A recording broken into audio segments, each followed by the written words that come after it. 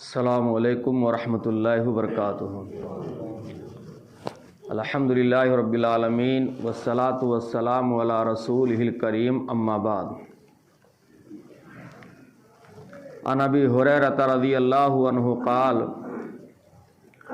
قال رسول اللہ صلی اللہ علیہ وسلم واللہ لا یؤمن واللہ لا یؤمن واللہ لا یؤمن قیل ومن یا رسول اللہ قال الذی لا یامن جارہ بوائقہ۔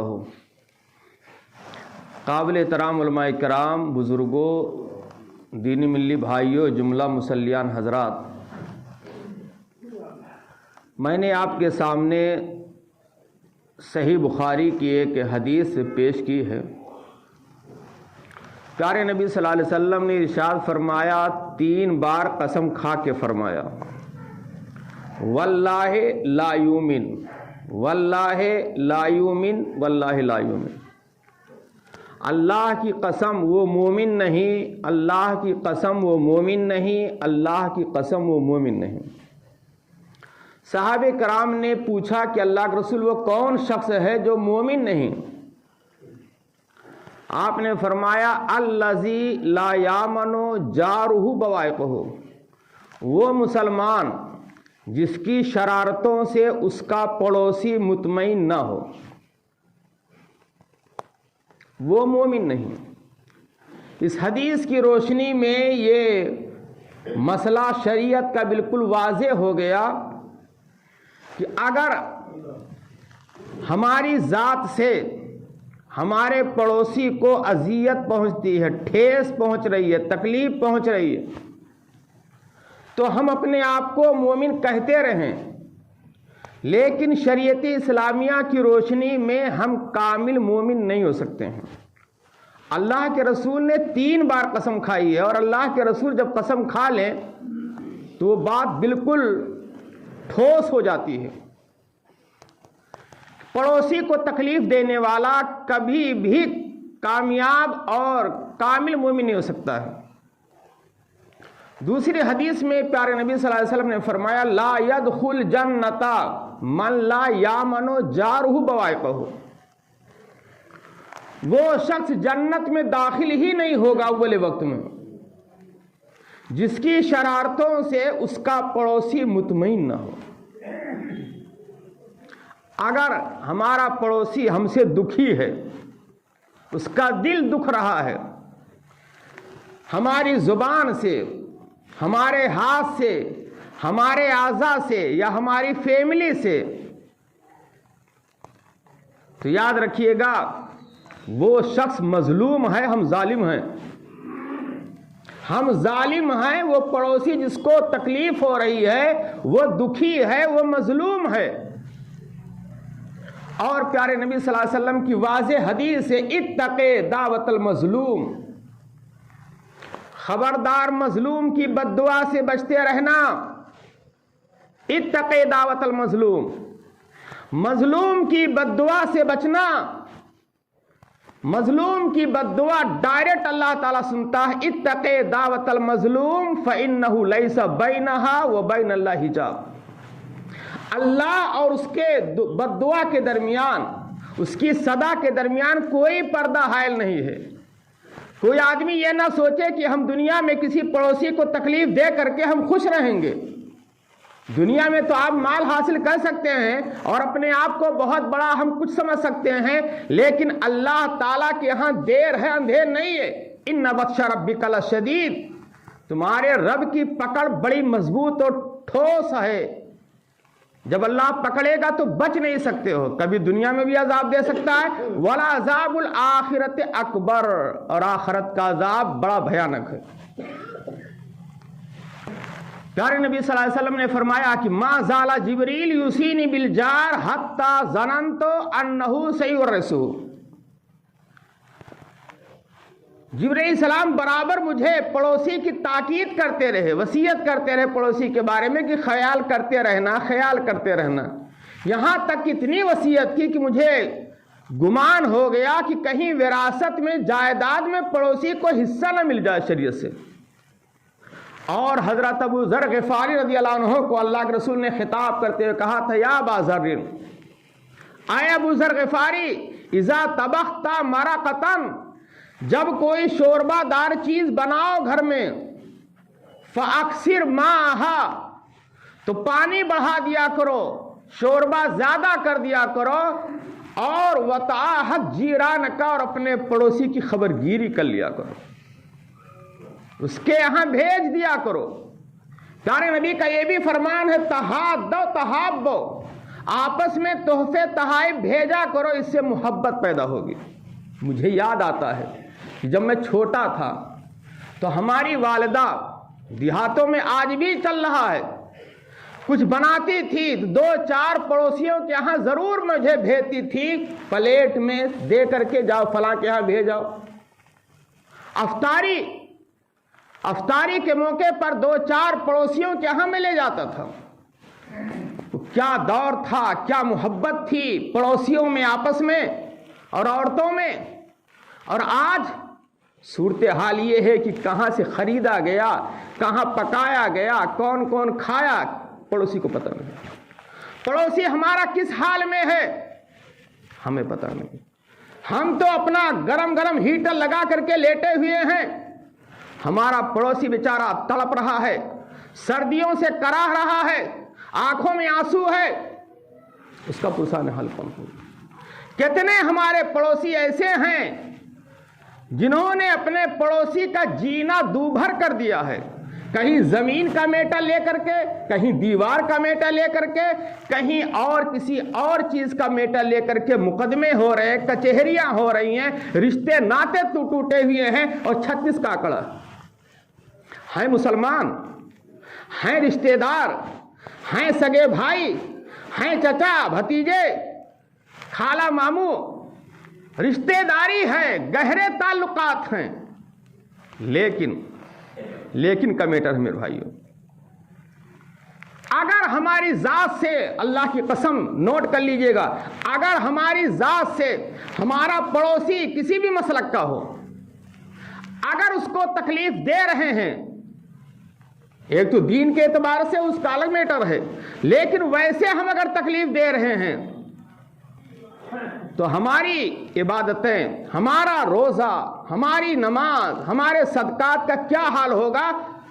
قیامت کے دن اللہ کے رسول صلی اللہ علیہ وسلم نے فرمایا سب سے بڑا مفلس وہ شخص ہوگا جس کے پاس دنیا میں نمازیں بھی ہوں گی، روزہ بھی رکھا ہوگا، زکوٰۃ بھی دیا ہوگا، بڑی نیکیاں لے کر کے آئے گا، نماز پڑھتا تھا پابندی کے ساتھ، رمضان کے روزے رکھتا تھا اور زکوٰۃ دیتا تھا، خوش ہے کہ ہمارے پاس نیکیاں، جنت تو ملے گی، توحید والے ہمیں۔ لیکن جب اللہ کا دربار ہوگا، میدان محشر ہوگا، مظلوم کھڑے ہوں گے، مطالبہ کرنے والے، ظالم کھڑا ہوگا، کوئی کہے گا اللہ تبارک تعالیٰ یہ ہمارا پڑوسی تھا، سال ہا سال اس نے ہماری خبر گیری نہیں کی، کوئی کہے گا اس نے ہماری زمین ہڑپ کر لی تھی، کوئی کہے گا ناحق اس نے ہم کو قتل کیا تھا، کوئی کہے گا غلط طریقے سے الزام تراشی کی تھی، ناحق خون بہایا تھا۔ تمام مطالبہ کرنے والے کھڑے ہوں گے اور یہ ظالم کی پیشی ہوگی۔ اللہ کہے گا مطالبہ کرنے والوں کا مطالبہ سنا جائے اور ظالم کی نیکیاں لے لی جائیں، روزہ نماز زکوٰۃ والی، اور مطالبہ کرنے والے جو مظلوم ہیں بیچارے ان کے درمیان تقسیم کر دیا۔ نیکی گئی، نماز روزہ زکوٰۃ کی ساری نیکیاں گئیں، مظلوم کے درمیان تقسیم۔ ابھی مطالبہ باقی ہے، مطالبہ ابھی باقی ہے۔ اللہ کہے گا اب نیکیاں تو ختم ہو گئیں، اب مظلوم کے گناہ کو، ان کے گناہ کو ظالم کے اوپر لاد دیا جائے اور ظالم کو گھسیٹ کر کے جہنم رسید کر دیا جائے۔ غور کیجئے گا، یہ بہت بہلا دینے والی حدیث ہے کہ اگر بہت سے لوگ ایسے ہیں جو صرف نماز ہی کو اسلام سمجھتے ہیں، بہت سے لوگ ایسے ہیں جو صرف روزے ہی کو اسلام سمجھتے ہیں، بہت سے لوگ ایسے ہیں جن کے معاملات گڑبڑ ہیں، بہت سے لوگ ایسے ہیں جن کے اخلاق گڑبڑ ہیں، بہت سے لوگ ایسے ہیں جن کا لین دین گڑبڑ ہے، اور بہت سے لوگ ایسے ہیں جو مکمل دلدل میں ڈوبے ہوئے ہیں، حرام میں اور خوش ہیں کہ ہماری روزی تو چل رہی ہے، ہماری اولاد تو پل رہی ہے، لیکن یاد رکھیے گا اگر حرام مال سے پرورش ہو رہی ہے آپ کی اور آپ اپنی اولاد کی کر رہے ہیں تو اللہ کی قسم آپ اپنی آخرت کو برباد کر رہے ہیں۔ تھوڑا کمائیے، حلال طریقے سے کمائیے، بلڈنگ بنانے سے کوئی فائدہ نہیں ہوگا، مرنا ہے، اللہ کے سامنے حساب دینا ہے۔ اولاد کی دنیا بنانے کے لیے اپنی آخرت کو برباد نہ کیجیے۔ سوچئے تنہائی میں، سوچئے، ایک نہیں بار بار سوچئے۔ تقریریں بہت ہو رہی میرے بھائیوں، تقریروں سے مسئلہ حل ہونے والا نہیں ہے۔ مسئلہ یہ ہے، سب سے بڑا مسئلہ یہ ہے کہ جب تک آپ کے دل میں اللہ کا خوف پیدا نہیں ہوگا، کوئی بھی عالم چاہے اتنی تقریر کرتا رہے، کوئی فرق نہیں پڑنے والا، کوئی فرق نہیں پڑنے والا ہے۔ آپ تنہائی میں جا کر کے روئیے۔ اگر اسی حال میں آپ کا انتقال ہو جائے میرے بھائیوں کہ حلال و حرام کی تمیز آپ نہیں کر رہے ہیں، پڑوسی آپ سے ناراض ہے، آپ ظلم و زیادتی کر رہے ہیں، حرام طریقے سے اولاد کو کھلا رہے ہیں، پال رہے ہیں، خود پل رہے ہیں، اور سوچتے ہیں کہ ہم تو بہت اچھے ہیں، ہم تو توحید والے ہیں، ہم تو اللہ والے ہیں، ہم نماز بھی پڑھتے ہیں، روزہ بھی رکھتے ہیں، ہمارا کیا کہنا۔ لیکن یاد رکھیے یہ ہماری بھول ہے، بھول ہے۔ توبہ کر لیجئے، توبہ کرنے میں دیر نہ کیجئے۔ صبح کسی نے دیکھا نہیں ہے، آپ کب زندہ رہیں کب مردہ ہو جائیں کسی کو پتا نہیں ہے میرے بھائیوں۔ حدیث میں آتا ہے، بخاری کی حدیث ہے، اذا امسیت فلا تنتظر الصباح، جب شام پہ بستر پہ جاؤ شام کو تو صبح کا انتظار مت کرنا، اور جب صبح ہو جائے، شام کو جاؤ تو صبح کا انتظار مت کرو، جب صبح ہو جائے تو شام کا انتظار مت کرنا کہ میں زندہ رہوں گا۔ موت کب آ جائے، کس گھڑی آ جائے کسی کو پتا نہیں ہے۔ اور حدیث میں آتا ہے کہ جسم کا وہ گوشت اور ہڈی اور خون جو حرام مال سے پرورش پائے گا وہ جہنم میں جائے گا، اور حرام مال سے اگر پرورش ہو رہی ہے ہماری فیملی کی تو ایک بھی عبادت قبول نہیں ہو سکتی ہے۔ عبادت قبول ہونے کے لیے، عمل کے قبول ہونے کے لیے ضروری ہے کہ آپ کا عقیدہ درست ہو، ضروری ہے کہ آپ کے عمل میں خلوص للہیت ہو، ریاکاری نہ ہو، ضروری ہے کہ آپ شرک بدعت سے دور رہیں، اور ضروری ہے کہ آپ کا عمل پیارے نبی کی سنت کے مطابق ہو، اور یہ بھی ضروری ہے کہ آپ حلال کا اہتمام کریں، حرام سے بالکل اجتناب کریں، ورنہ چاہے 1 گھنٹے تک دعائیں کرتے رہیے، آنکھوں سے آنسو گراتے رہیے، تہجد پہ تہجد پڑھتے رہیے، کوئی فرق نہیں پڑے گا، دعاؤں میں اثر نہیں ہوگا۔ کیوں؟ دعاؤں میں اثر اسی وقت ہو سکتا ہے جب آپ حلال و حرام کی تمیز کریں گے۔ اور حقوق العباد کا مسئلہ بہت اہم ہے میرے بھائیوں، بار بار ذہن میں بٹھا لیجئے۔